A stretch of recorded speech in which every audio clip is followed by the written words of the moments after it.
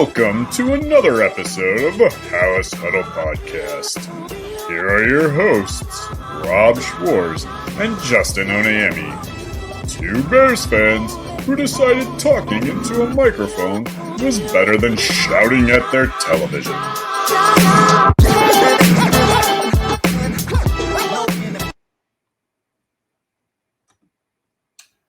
What's up, Palace Huddlers? I think we have to change the intro. Yeah, because I mean it's not like a no huddle, but it's not a no huddle. No, I have this as episode 89, right? Because it's going to be a hopefully weekly thing. For Bob and I, and but like it's got just Rob and Justin in there, so I'm gonna have to come up with something. I'm gonna have to throw something else in there for these midweek episodes that we're gonna try to do, just kind of getting ready for the upcoming game and talking about where, the Chicago Bears are between where they finished at the end of the game where Justin and I talked about and where they're headed, going into the next opponent, in this case, week 3 against the Indianapolis Colts. Yeah, but just hopefully, give a little insight to what the opponent's going to do. Like if we've done this before week 1, let every Bears fan know that, Jeffrey Simmons is a monster and he's going to be a problem. Exactly. So it's not a surprise after the game, stuff like that. Yeah, I mean, clearly the bookends of Houston were going to be a problem. In that case, I thought our offensive tackles were a little bit better than our interior line, and we'd be a little bit better, but 7 sacks, not so much. A lot going on. Yeah. But before we dive in, I just want you guys to, first of all, as always, Rob Schwartz with Bear Goggles On, so check out my content over there. And with me is Bob Weiss. And like I said, we're going to try to make this a weekly thing, depending on our schedules. And it'll probably either be a Thursday or a Friday release, depending on our schedules. So it's not going to be like a every week thing that you can count on. So here's the thing: hit the subscribe button, hit the notification bell. Then you're going to get that notification that the new episode comes out. You don't even have to check it; just pops up right on your phone. And then if you hit the subscribe button, you're automatically entered into our free jersey giveaway. We have been calling this out now for 9 months. I thought for sure we'd get to it a lot sooner. We are less than 100 subscribers away. So hit that subscribe button if you're just listening to this now. Even if you don't even care to keep listening, just hit the subscribe button because you're guaranteed to be entered into a free giveaway for a free Bears jersey. How awesome is that? Your choice, as long as it's, a player that's available and not a custom, it's yours. Simple. Yep. So to get us started, we're actually going to bring the listeners into the conversation. Well, hold on 1 second, though, Rob. Before we get going, this is a full house huddle episode. We didn't huddle up. I wasn't sure if this was no huddle or huddle up. So should we? We got to huddle up. All right. Huddle up. Good enough. And then if it is episode 89. Yeah. Do you have one off the top of your head? Because I did not. I mean, I had to Google, but now I see who's on top of the list, and it kind of has to be. Okay. I'm waiting for you because I did not plan for it. It's a certain Hurricane Ditka. Oh my God. How did I not think of that? Mike Ditka episode, obviously as a player, Hall of Fame player. Legendary coach, some might say an underachieving coach, but still a legendary coach nonetheless. I think Mike Ditka for sure. I think he was definitely an overrated coach. I think he was the personality that people liked here in Chicago that really got things going. But I think I might have to turn in my Chicago Bears card because how did I not? I'm gonna be honest with you. I had to Google, and then I was like, oh yeah. Yeah, I Googled Chicago Bears 89, and then it was just nothing but Ditka. I'm like, and what's bad about that is I literally just saw someone at Meijer wearing that the other day, and I was like, oh, someone's wearing a Ditka jersey. That's pretty sweet. So I got the helmet on. Bears need to get to work. We're gonna kick this off with some news or noise is what we're gonna call this segment. It's something that we did before. We're bringing it back, but we're doing it a little bit different this time. Justin and I we had our recap episode from the Houston game. We encourage people to comment. Well, we got some comments, so we're going to bring those into our episodes during the week. So if you want to be involved with the show, these aren't live, so you want to be involved with the show, definitely leave some comments. We're going to bring it up, and we're going to bring it up in a way that I'm going to throw it over to Bob and be like, hey, is this news, or are we being a little bit overreactive, and is this just noise? Yeah, and of course, I'm the absolute definitive voice on all the topics. So, well, I mean, I'll touch in too, and I think I'm a little bit more extreme when it comes to these things. Yeah. So I'll probably and of course, have more. In the comments section, let us know. Let us know what you think too. Exactly. So I'm going to start with Dr. Truth. Dr. Truth has been a subscriber for quite some time. He's been a very active subscriber in our comments section. He actually commented twice on here. So just to throw it out at you, I'm not going to read his whole thing. If you want to check out the whole comment, please feel free. They're very long, very detailed. I do give him a lot of credit there. But he said that the biggest turning point in the game was when Caleb Williams hit DeAndre Carter on that 3rd and 12 for a first down on the right sideline. And that is what caused D'Amico Ryans to start blitzing like crazy. Is this news? Is this noise? I mean, clearly it affected him to the point where he struggled. But was it more a Caleb Williams struggle, or was it an offensive line struggle? I mean, I think it's all of the above. If we're saying if that one play was the turning point, I don't know if we can necessarily point to that one play to say that, oh, well, I guess, D'Amico says now we should start blitzing all the time. Sometimes calls just happen and you got the right call on at the right time. And, it was a completion for Caleb. Was blitzing a problem? Absolutely. It was a problem. Now, is it Caleb and the offensive line not being able to handle the adjustments pre-snap? Or is it Caleb not being able to handle the reads after the snap? Is it the offensive line not being able to pick up the blitz after that? Like, as a coach, I'm not watching the L22 that way. I don't see it that way. But my hunch is that all of those things happened at various times. The protection wasn't shifted pre-snap properly. The protection wasn't picked up post-snap properly. And then, maybe Caleb had some issues knowing what was the hot read or where to go, or, really his biggest problem with the accuracy is just playing with a stable platform. So maybe the blitz just get him off of, his balance, and then it's just an inaccurate throw that way. So it's, just something Eberflus says all the time on task, time on task, time on task. I'm really not going to overreact to the blitzing being such a problem. If it continues to be a problem, then yeah, let's overreact. But, let's just see how they grow and adjust from last week to this week before we start really panicking and saying this is the worst Bears offensive line we've ever seen. They can't pick up the blitz. It's hopeless for Caleb. He's going to be seeing ghosts soon. All this other kind of nonsense that everybody's throwing out there already. I let's just wait and see with this group, where it goes next week. Yeah, you hit on a lot of it there, so I'm just going to touch on one thing. I think so. As far as like trying to keep with the news and the noise, obviously most of that's noise at this point. We're only into week 2 of the season. They're 1-1, exactly where most of us thought they were going to be.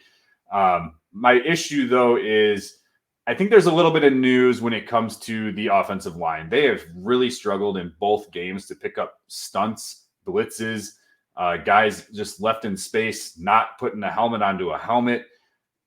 That I find really frustrating. And Eberflus talked about it a lot in his press conference today. He kept using the word fundamentals. Yep. And to me, it's like, look, I'm watching the tape and I'm just like, look, why are you just standing there? Like, go hit the guy that's close to you. Like, I don't give a crap if that's your assignment or not. It's better than you just standing there blocking air, right? Like that was my whole thing. I know some people are talking about how it seems like maybe they're being pushed out too much, trying to cover too much ground. I don't know. That's not. I don't know the play calls, and I don't know how they're running their scheme. My hunch is that it's a case of everybody trying to do too much. Everybody's just trying to make the perfect play, the perfect block, make sure that I can adjust if I get this one, instead of like Eberflus saying, just focus on your fundamentals, get your base right, get your first step back right, and then just block you're supposed to. I know there was one really ugly stunt that it looked like Nate Davis didn't pick up on. But I think that was a case of him trying to do too much. He's thinking he's got to cover for Coleman Shelton so he doesn't get blown up. And then, that probably happened, let's just say 3 or 4 times earlier in the game, and the Texans see that. So what do? Well, let's just call a stunt because Nate Davis is overplaying the double team to help Coleman Shelton out, and then the stunt comes free. And so I just think it's a case of everybody trying to do too much. And, These are basic fundamental things. These are professionals. They played better last year. They played better in their career. I really just do think everything's just got to settle in. Yeah, so I'm going to throw Dr. Truth one more up here, and he's got some more on there, but we're not going to give him everything. His most unpopular opinion, he said, was that Rome Odunze just seems to be struggling too much. He basically goes on to say that, he talks about the play where Caleb throws it and it's not, Rome doesn't run the right route, and he throws his arms up, and it was giving him some Chase Claypool PTSD, which I can completely understand. He talks about how his first catch was a fumble, which, by the way, his first catch was an incredible catch because it wasn't even supposed to be to him. Right. So I got to give him some credit there. Right. So I guess in that regard, do we need to worry about Rome Odunze right now? I think it's way too much noise for me at this point, just to kind of close this one off real quick. I think he realizes it. He talks about how he needs to be more patient, and I explained to him in my comment back that, yes, you need to be more patient, young Padawan. So I'm actually going to go a bit of news on this one. Okay. It's one of those things. It's not, when I'm going to say this, I don't want everyone to freak out, but there's slight little Valus vibes where it's there's more weird things that are happening with Rome Odunze than just normal good plays, right? There's those two things in the preseason, that first game, he just didn't run obviously to the corner. Everybody knows you run to the corner pylon on the scramble drill in the end zone, and he just didn't, right?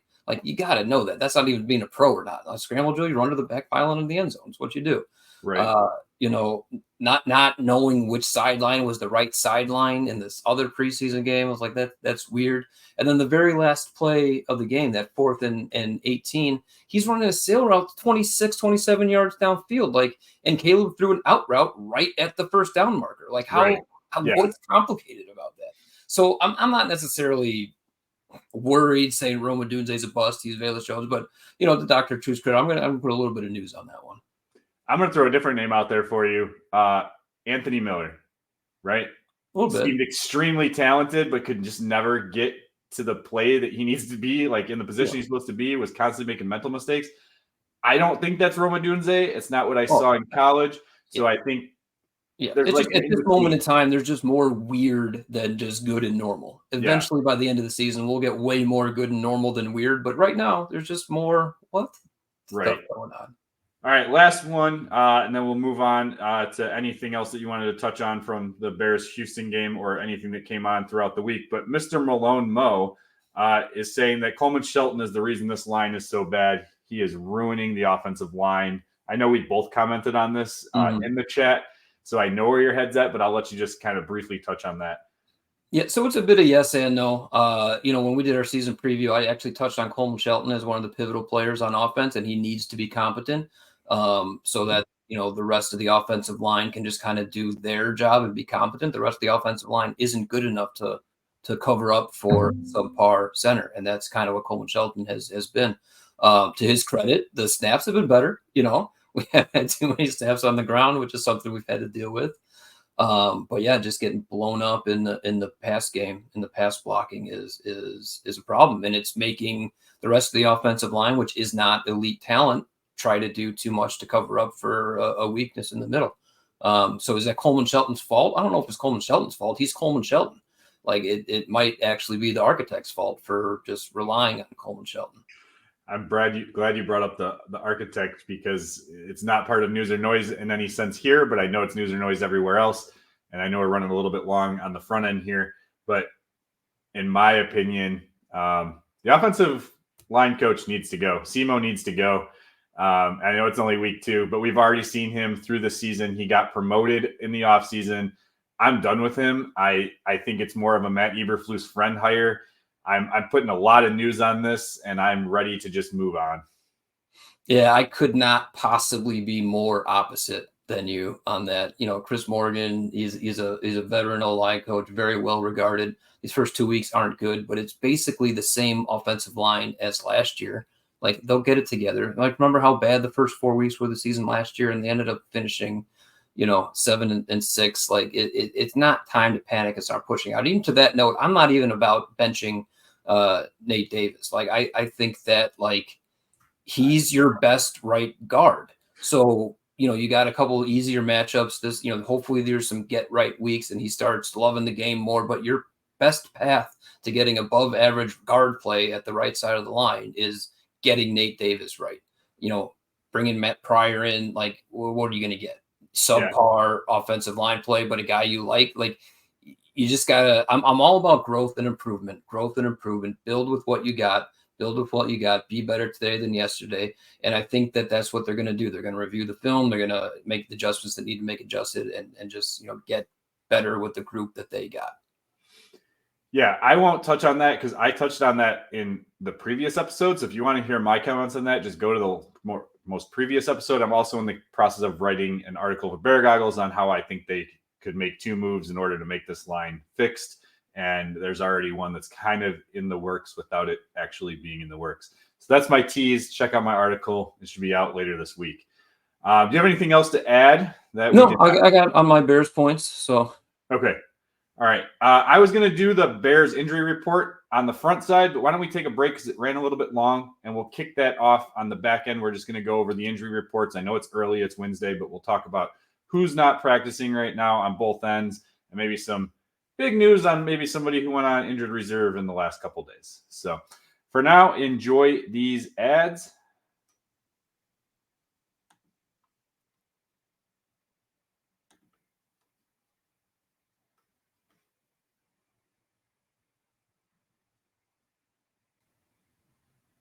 All right, we are back. Before we get into the injury report, I just want to say that this episode, as always, is brought to you by BetStamp. Head over to our sign-up page at signupexpert.com/huddle. You will find links in all of your areas, your regions, to all the best sports books. And if sports betting is not legal in your area, DFS sites are there as well. So check that out. They have the best sign-up offers, the best odds, so you can compare who's got the better odds for each week. And, maybe you want to put some money on the Bears over the Colts or covering or, they got prop bets, they got everything. So definitely check that out. Once again, signupexpert.com/huddle, and you'll find some great sign-up offers over there. Okay, so injury report came out today. It's the first of the week. So clearly things can change between Wednesday and Friday. But for the Chicago Bears, just a real quick people who did not practice today was Keenan Allen, Kari Blasingame, who's dealing with a knee. Tevin Jenkins is a thigh bruise, so he didn't practice today. Matt Pryor stepped in for him at left guard. Zach Pickens is back out again, not practicing with that groin injury, so he must have re-aggravated that. Then limited participants was Andrew Billings, Nate Davis, Rome Odunze, Montez Sweat, and DeMarcus Walker. So, and Kyron's on there again too. So, yeah, nothing too out there except for maybe the Tevin Jenkins situation, right? The Tevin Jenkins one was kind of a little surprising. Didn't know that came in, but that situation is why I'm more inclined to just stick with the 5 that you got, because there's going to be natural bumps and bruises that change things up along the way. So if you're just constantly moving pieces in and out, hoping that the next one is going to work, I don't think that's going to get you anywhere. Yeah, and I know Eberflus did talk about continuity, which everyone does think is a big thing for offensive line play. And he kind of hinted at the fact that there will not be any changes. So to me, it seems like the thigh bruise isn't as big of a deal that they're thinking for Tevin Jenkins. I think they think he'll be fine for starting by the end of the week, but we'll have to see how that goes. Things change. Like I said, things change from Wednesday to Friday. So on the Colts side, big news, though, that happened this week was DeForest Buckner, which I think Caleb Williams referred to as Foster. Yeah, he went on. So not necessarily a big NFL fan, and then he must have heard the name this morning, and this guy's good, but he's not playing. Okay. Yeah, I mean, I know he's an older guy, but I would think you would know that. I think it's interesting, but I noticed that same thing. Yeah, so he is clearly not playing, right? Their kicker, Matt Gay, is apparently dealing with some a quadricep issue, and so he didn't practice. I know Leatu Latu, who was a big rookie that people were trying to push for here in Chicago. First round draft pick, maybe the best pass rushing end in the draft. Yeah, he did not practice, although they were saying it's more likely he'll play than he won't, but we'll have to see how that goes. A couple other names here. Josh Downs. I know he hasn't been a big factor for them. He was a full participant. Kenny Moore was a full participant. So it just seems like that defensive line is taking a bit of a hit, and maybe their kicker. Could we see a Giants situation here again? Maybe. That'd be interesting. One more Colts injury is Juju Brents went on the IR last week, who was a cornerback who was on our radar for the Bears to draft in 2 drafts ago. And so that's another talented player in their secondary who won't be out there for them. Yeah. Any other notes that you saw or things that stood out to you regarding the injury report? From the injury report, no, I think we kind of touched on it. Nobody's necessarily out for the Colts, or I mean for the Bears, and Buckner is out for the Colts. So yeah, I am hoping that Keenan Allen can suit up this week. Tyler Scott was pretty much a no-show. DeAndre Carter did well for his limited availability. He's just he's not even a wide receiver 3. So like the what he did do, I was excited for. I just don't expect it consistently.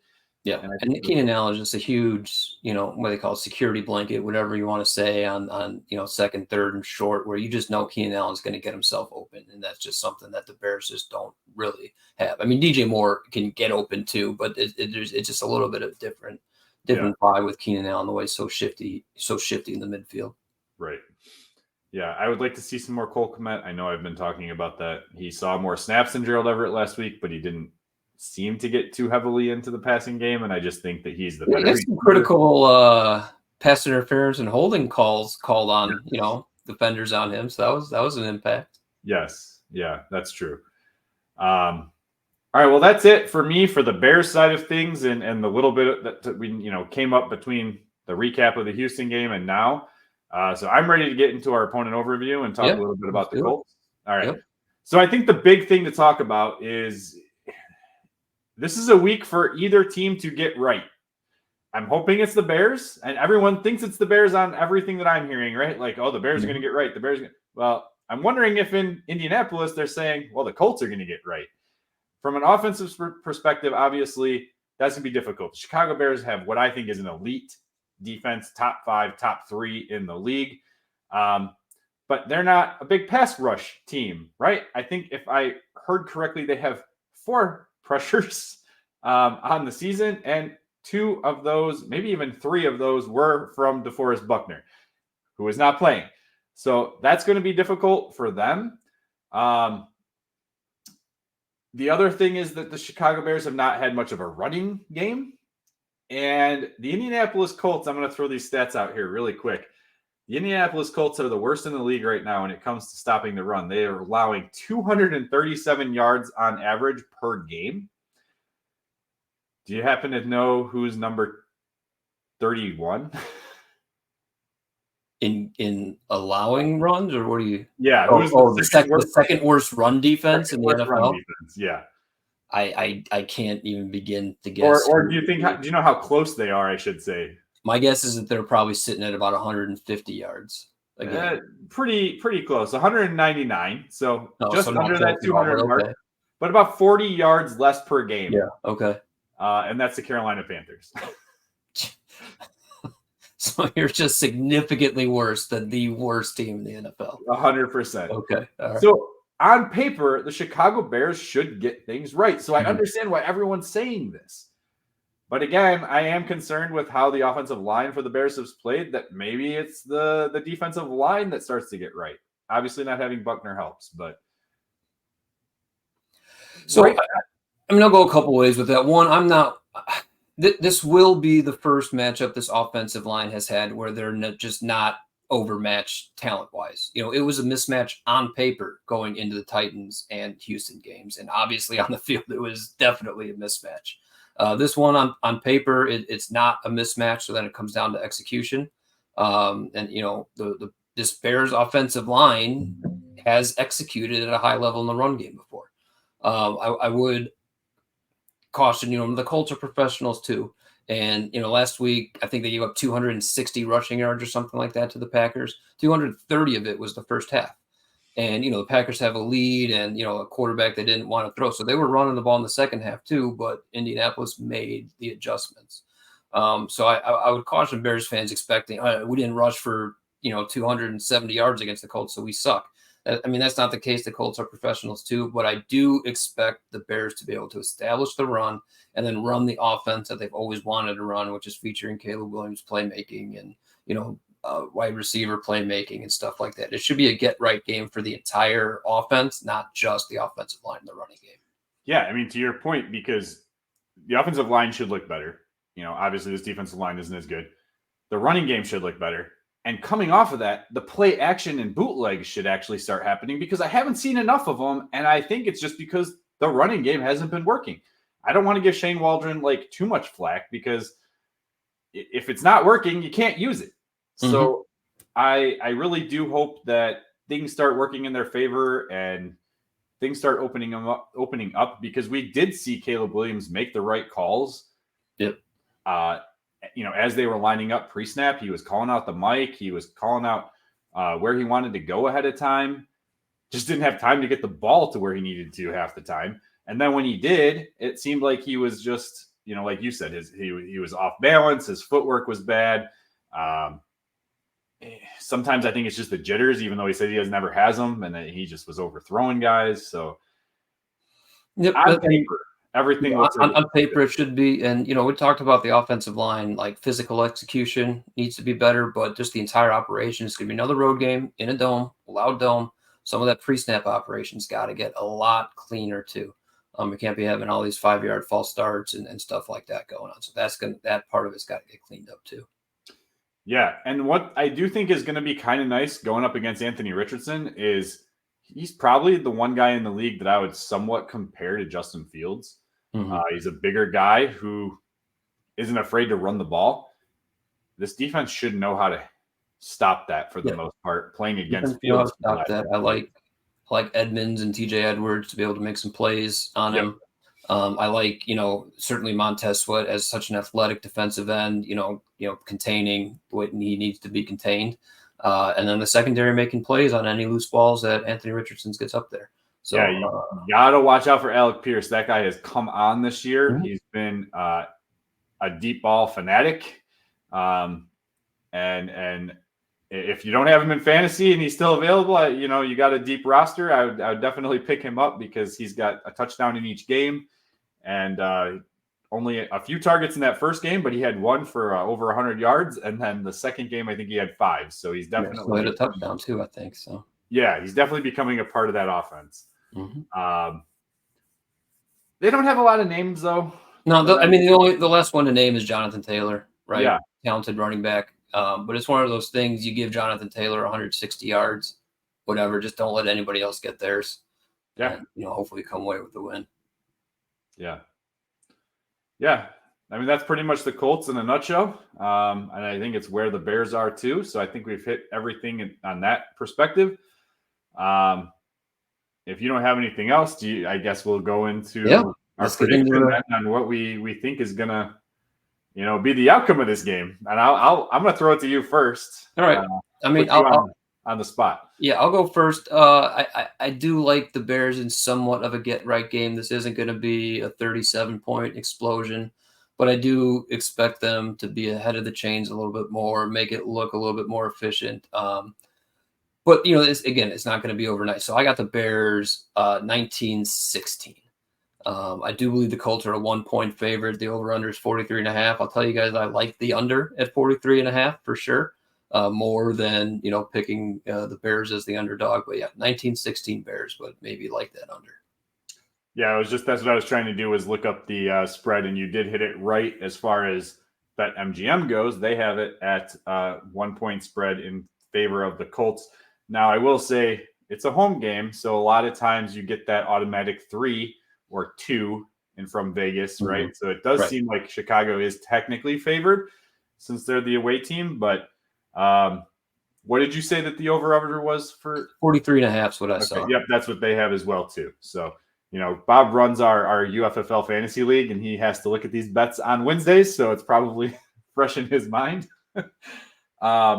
But yeah, so I will also take the Bears in this one. I do think that things start to open up. I think we did see improvement from Caleb Williams from week 1 to week 2, even though he threw 2 interceptions. Those were, one was a 50-50 ball. He just slightly underthrew it. The other one, he was just trying to make a play. At that point you throw it away, but I'm also not going to get too mad at him because those were the plays that I was like, Justin Fields needs to throw it. Like, give their team a shot. It ended up just being like a really short punt. Like, yeah, exactly. It meant nothing other than it looks bad on a stat sheet. So yeah, I have the Bears winning. I think Chicago is going to get up to 24 points. I'm going to go 24. I'm going to go 24-17. Okay. So that's it. I think this is a great first episode. Yeah. Hope you guys enjoyed it. Yeah. Not a lot of in-depth stuff here, but I don't think there's a lot you can get in depth with when it comes to only playing 2 games into the season. Right. And the Colts, I don't think they're a particularly interesting opponent. You know, there's really not too much going on. Their main players, quarterback, running back, contain them. Defense is fine. So you just play your game and you should beat them. Yep. All right. Well, that's it for us at the Hallis Huddle. Make sure to check our recap show that will come out after the game. Typically, it'll air on Monday. That one's pretty much set in stone. But for now, let's bear down and claws up. Wrong hand.